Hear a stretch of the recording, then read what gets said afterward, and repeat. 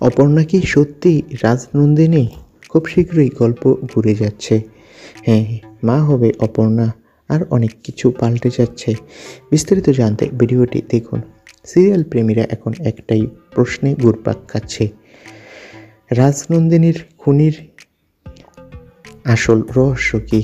আর এই প্রশ্নের মাঝেই সিরিয়ালের সবচেয়ে বড় চমক, অপর্ণা মা হতে চলেছে।